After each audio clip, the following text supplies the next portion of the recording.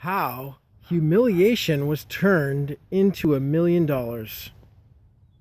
You're looking at a shot here of my backyard area where we've got sand volleyball courts. Too sure how often people use them, but hey, this is GavinMehl. I'm going to tell you a story today. It's really inspired me a ton, and I know it will help a lot of people, so I'm going to share it and get it out there. I'm going to save this up on my blog as well. So, how humiliation was turned into $1 million. True story. It was 1977, and in the 70s, basically in Massachusetts, this guy was in high school, okay, and he was growing up with a blue collar family. You know, nothing super extraordinary about his growing up. You know, really, actually, kind of frugal upbringing. They didn't spend a lot of money on things, and it was very tight growing up. But so he gets into high school, and you know, going into your freshman year of high school can be kind of awkward, can be kind of tough, and he gets into high school and finds out, you know, when he becomes a freshman, he turns out that he gets the news that he was adopted. I mean, gosh, he's adopted. He finds this out, you know. So he had a good childhood growing up, but now all of a sudden he finds out that his parents were going to tell him later on that he was adopted. They hadn't told him, and so he had this huge just hammer dropped on him. How humiliating that was. And if that wasn't enough, he goes into his guidance counselor's. Basically, they're taking a test for placement in high school. It's like a high school placement test, and in the placement test, they're gonna, you know, all the students in high school, they're gonna take a certain questionnaire to see exactly what their rating is and how they're gonna place in high school. So he takes the test, and he goes in to get the results at an auditorium while he's growing up in high school. And the guidance counselor there had some vendetta to get out to get him, or maybe it was the energy that he was letting off because he just found out he was an orphan. The guidance counselor pulls him out in front of the whole crowd and says, "Hey, Kevin, I got your test results. You are a loser. You're always going to be a loser. And in fact, your results were so bad that you should just go out and become a forest ranger, a park ranger, because no one will ever want to work with you.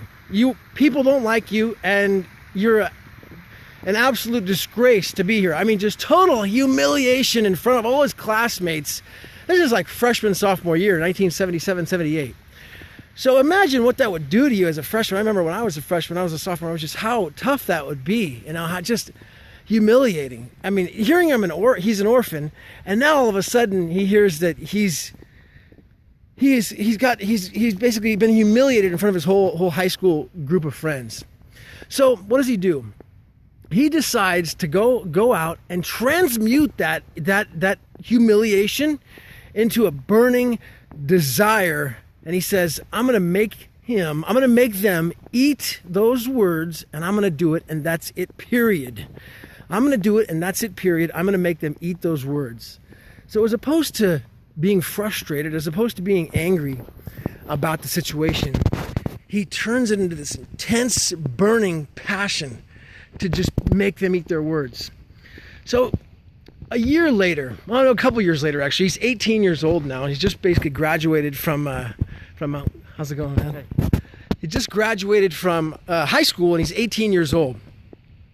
He has tremendous success. He starts a mail order business. It's about 1981. And he has tremendous success in a mail order business. Made $1 million. He's only 18 years old. So, true story, he's going to a park. He basically gets a brand new Lincoln Continental. One of these, back in 1981, it was a nice Lincoln Continental. Brand new Lincoln Continental. 18 years old. He made $1 million. He and his buddies are going to go and have a nice dinner at the finest restaurant in Boston to celebrate. So he's in his car celebrating, gets there to park his car. He's going to pull up to valet, parks into valet, true story, takes his keys, parks the car, his buddies gets out. Guess who's there parking cars as a valet driver at this fancy restaurant? His high school guidance counselor. This is a true story. His high school guidance counselor. He gets the chills. I mean, he's just absolutely floored. What is he going to say to this guy? His guidance counselor that created all this burning anger and passion to get this done. And now he sees him parking his car as at this valet station with this fine restaurant. So he sees the guidance counselor. He gets out of the car. He flips the keys to him. He flips the keys over to the guidance counselor, right? Flips the keys, kind of like throws the keys to him, stops, and he looks him right in the eye, and he says, "Success is the best revenge." And he walks off. Done.